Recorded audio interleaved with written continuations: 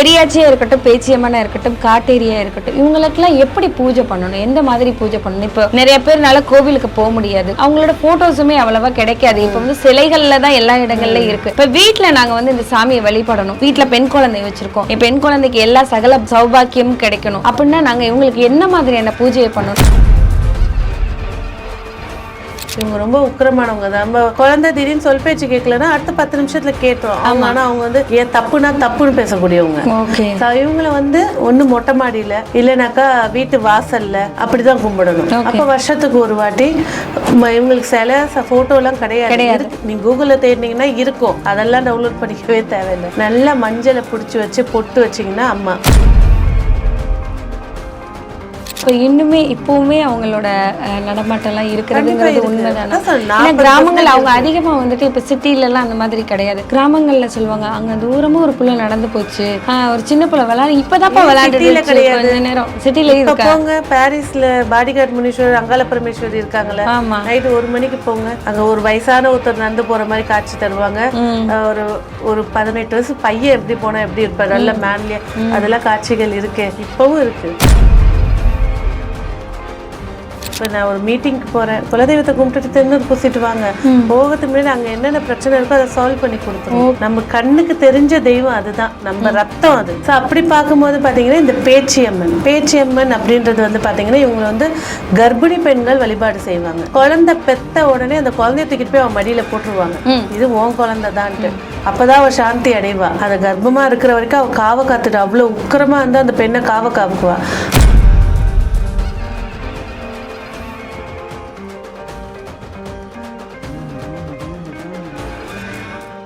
பெரியாச்சியா இருக்கட்டும், பேச்சியம்மனா இருக்கட்டும், காட்டேரியா இருக்கட்டும், இவங்களுக்கெல்லாம் எப்படி பூஜை பண்ணணும், எந்த மாதிரி பூஜை பண்ணணும்? இப்போ நிறைய பேர்னால கோவிலுக்கு போக முடியாது, அவங்களோட போட்டோஸுமே அவ்வளவா கிடைக்காது. இப்போ வந்து சிலைகள்ல தான் எல்லா இடங்கள்ல இருக்கு. இப்போ வீட்டுல நாங்க வந்து இந்த சாமியை வழிபடணும், வீட்டுல பெண் குழந்தை வச்சிருக்கோம், என் பெண் குழந்தைக்கு எல்லா சகல சௌபாக்கியமும் கிடைக்கணும் அப்படின்னா நாங்க இவங்களுக்கு என்ன மாதிரியான பூஜையை பண்ணணும்? இவங்களை வந்து நம்மளோட பூஜை ரூம்குள்ள வச்சு வழிபாடு பண்ண முடியாது.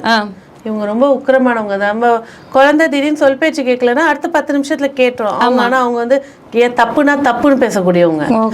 இவங்களை வந்து ஒண்ணு மொட்டை மாடியில இல்லைனாக்கா வீட்டு வாசல்ல அப்படிதான் கும்பிடணும். அப்ப வருஷத்துக்கு ஒரு வாட்டி இவங்களுக்கு சில போட்டோ எல்லாம் கிடையாது. நீங்க கூகுள்ல தேடினீங்கன்னா இருக்கும், அதெல்லாம் டவுன்லோட் பண்ணிக்கவே தேவையில்லை. நல்லா மஞ்சளை பிடிச்சி வச்சு பொட்டு வச்சிங்கன்னா அம்மா. படையலை போட்டுட்டு எல்லாம் முடிச்சுட்டு எல்லாத்தையும் எடுத்து ஒரு சாப்பிட்டு அந்த இங்கே படையல் போட்டு சாப்பிட்டு முடிச்சதுக்கு அப்புறமா எல்லாத்தையும் எடுத்து கட்டி குழி தோண்டி புதைச்சிடணும். இதான் இவங்களோட இது. அப்போ அவங்களுக்கு வச்சிருக்க படையில யாரும் சாப்பிடக்கூடாது, அந்த படையலுக்கு உரியவர்கள் மட்டும்தான் சாப்பிடணும். அந்த ரூல்ஸ் வேற இருக்கு. அந்தி சாஞ்சதுக்கு அப்புறம் கும்பிடணும், சூரியன் அஸ்தமனம் ஆனதுக்கு அப்புறம் கும்பிடணும். இதுக்கு டைமிங் இருக்கு. சாயங்காலம் தான் இவங்களை வழிபடணும். இந்த 3 தெய்வங்களையும் சாயங்காலம் தான். சாயங்காலம் தான் அவங்க உக்கிரமா இருப்பாங்களா? ஆமா, அவங்களுடைய டைமிங் அது. காவ காக்குறவங்கல்ல, அவங்களுடைய டைமிங். ஓகே, இவங்கெல்லாம் திருமணமானவங்களா? இவங்க 3 பேருமே இவங்களுக்கு குழந்தைங்க எல்லாம் இருக்காங்க?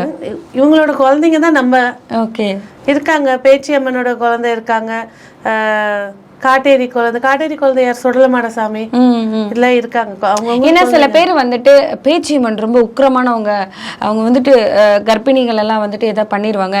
காட்டேரி வருதுப்பா, அந்த பக்கம் சாயங்காலத்துக்கு மேல போக கூடாதுப்பா, அங்க போனா வந்து ஆத்தங்கரை எல்லாம் இருக்கும், கிராமங்கள்ல ஆத்தங்கரை இருக்கும், அங்க ஒரு முனியசாமி கோயில் இருக்கும், இல்ல சுடலை மாடன் இல்ல ஐயனார் கோயில் அதிகமா எல்லா ஊர்கள்லயும் இருக்கும். அந்த பக்கம் போக கூடாது, சாயங்காலத்துக்கு மேல வயசுக்கு வந்த பிள்ளைங்க அந்த பக்கம் போய் விளையாடக்கூடாது, காட்டேரி நடமாட்டம் இருக்கும், பிள்ளைங்களை பிடிச்சிரும், ஏதாவது ஆயிரும், அவங்க பித்து பிடிச்ச மாதிரி ஆயிருவாங்க, பேச்சு வராது.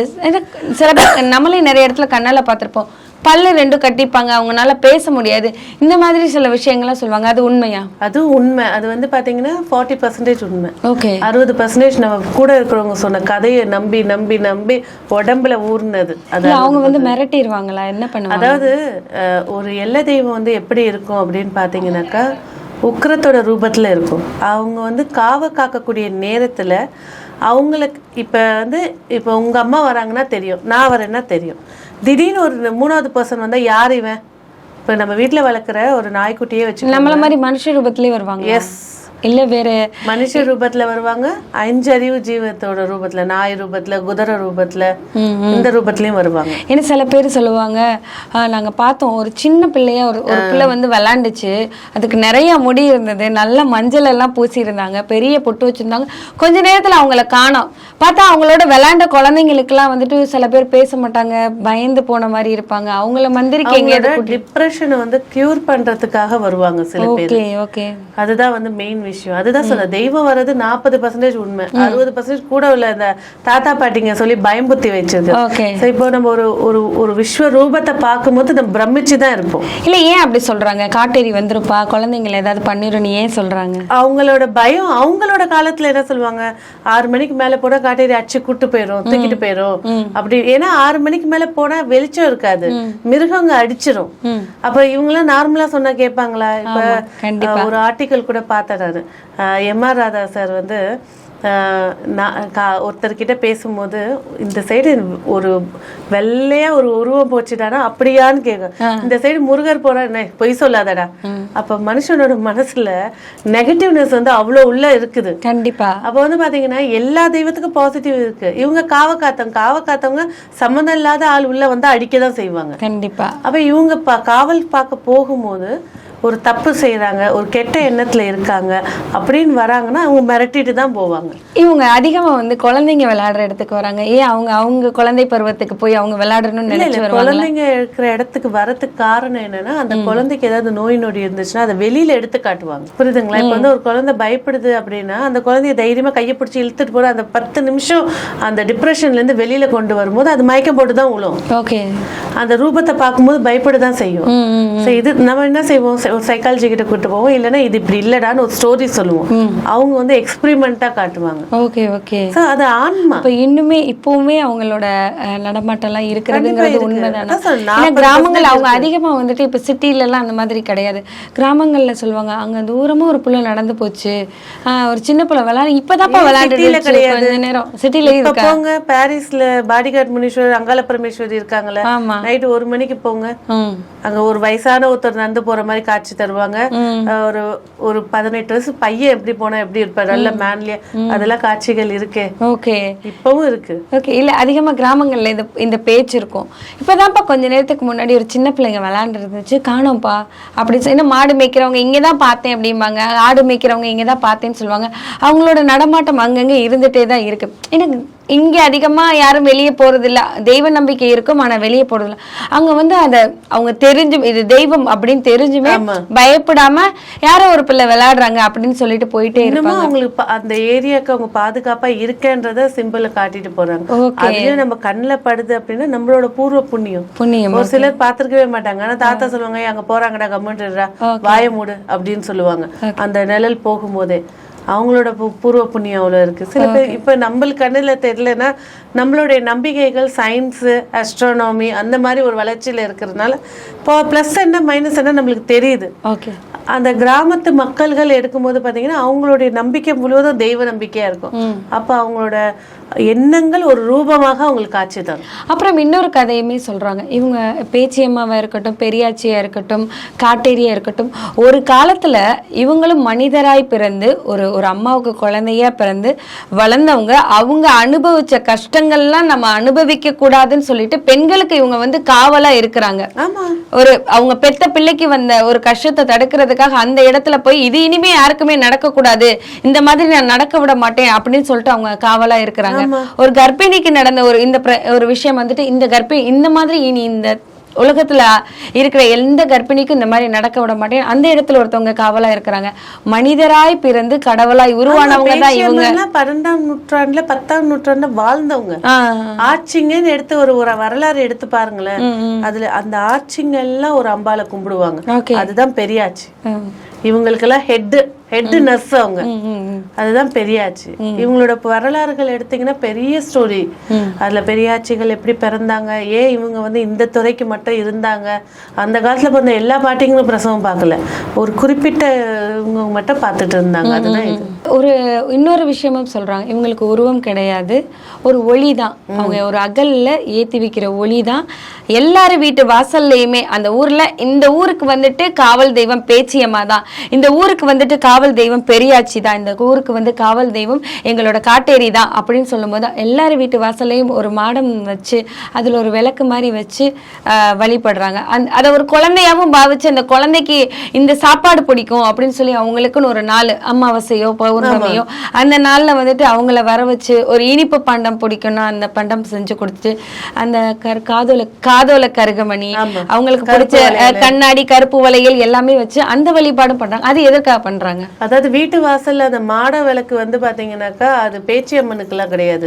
அந்த தீபம் என்னன்னா இந்த ஊரோட எல்லை தெய்வம் என்ன, ஏதாவது காக்க வரும்போது இந்த வீட்டுல ஒளி இருக்கு, இவங்க குலதெய்வத்தை கும்பிடுறவங்கன்ற சிம்பிள் அது. ஓகே, அதுதான் அது. எந்த ஒரு துர்சக்தியும் அந்த தீபம் இருந்துச்சுன்னா உள்ள வராது. அதனாலதான் இன்ன வரைக்கும் நம்ம வாசல்ல விளக்கு ஏத்துறது, எலுமிச்சம்ல கட் பண்ணி வைக்கிறது, இல்ல வாசப்படிக்கு குங்கம் வைக்கிறது. அந்த வாசப்படின்றது வந்து அவ்வளோ விசேஷம். அதனாலதான் பந்தக்கால் நடும்போது வாசலுக்கு கீழே நவதானியங்கள், நவரத்தனங்கள், பஞ்சலோக காசுங்க இதெல்லாம் வைப்பாங்க.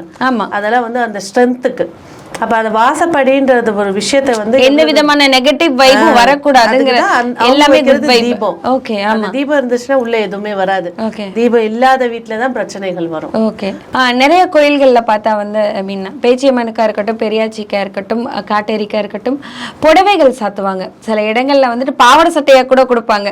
சின்ன குழந்தைய அவங்க குட்டியா இருந்தாங்கன்னா பாவாடை சட்டை கொடுப்பாங்க. சில இடங்கள்ல பார்த்தா நல்ல பட்டு டார்க் கலர்ல இருக்கும், ரெட் கலர்ல இருக்கும், மெரூன் கலர்ல இருக்கும், மஞ்சள் கலர்ல இருக்கும், கிரீன் கலர்ல இருக்கும். இந்த மாதிரியான கலர்களை செலக்ட் பண்ணி அவங்களுக்கு கொடுப்பாங்க. அதுவும் நல்லா கோல்டு ஜரிகை வந்து பலன்னு இருக்கும். இவங்களுக்கு என்ன மாதிரியான புடவைகள் கொடுக்கணும்? அவங்களுக்கு மெயின் வந்து பாத்தீங்கன்னா கதிர், காட்டன், இதுதான்.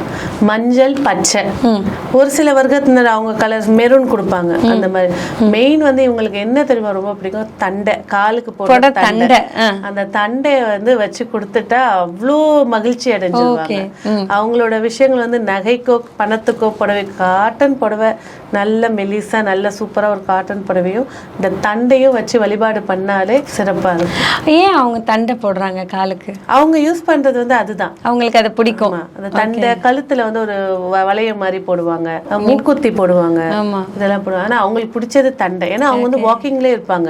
அந்த காவ காத்திருப்போம் எப்படி முனீஸ்வருக்கு சலங்கை வைப்பாங்களோ, அருவா வைப்பாங்களோ, இவங்களுக்கு வைக்கிறது வந்து தண்டை. அந்த கண்ணகி போட்டிருப்பாங்களா அந்த மாதிரியான தண்டை, ஒரு மாதிரி வளையல் மாதிரி இருக்கும். இவ்வளவு நேரம் வந்துட்டு பேச்சியம்மன்னா யாரு, காட்டேரினா யாரு, பெரியாச்சினா யாரு, இவங்களை கும்பிட்டா பெண் குழந்தைங்களுக்கு என்னென்ன நன்மைகள் கிடைக்கும், இவங்களை வழிபட்டா எந்த விதமான கஷ்டமும் பெண் குழந்தைங்களுக்கு வராது, பெண் குழந்தைகள் இருக்கிற வீட்டுல கண்டிப்பா இந்த 3 தெய்வங்களையும் வழிபடணும்னு சொன்னதுக்கு ரொம்ப நன்றி. நன்றி.